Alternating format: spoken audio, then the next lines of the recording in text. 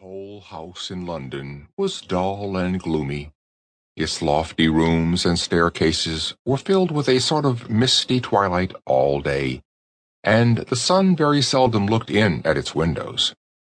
Ruth Lorimer thought, however, that the very dullest room of all was the nursery, in which she had to pass so much of her time. It was so high up that the people and carts and horses in the street below looked like toys. She could not even see these properly, because there were iron bars to prevent her from stretching her head out too far, so that all she could do was to look straight across to the row of tall houses opposite, or up at the sky between the chimney-pots. How she longed for something different to look at. The houses always looked the same, and though the sky changed sometimes, it was often of a dirty gray color.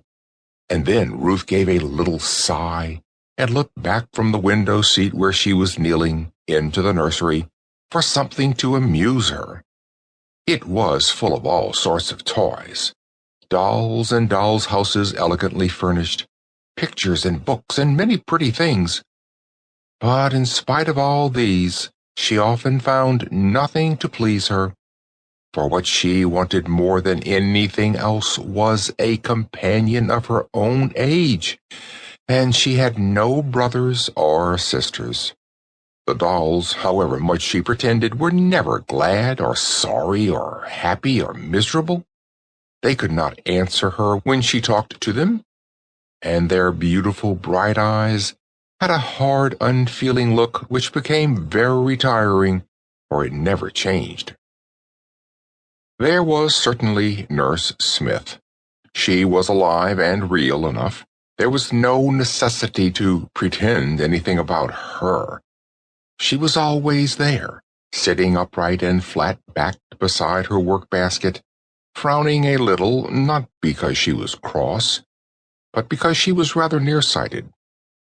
She had come when Ruth was quite a baby, after Mrs. Lorimer's death, and Aunt Clarkson often spoke of her as a treasure. However that might be, she was not an amusing companion, though she did her best to answer all Ruth's questions, and was always careful of her comfort and particularly about her being neatly dressed.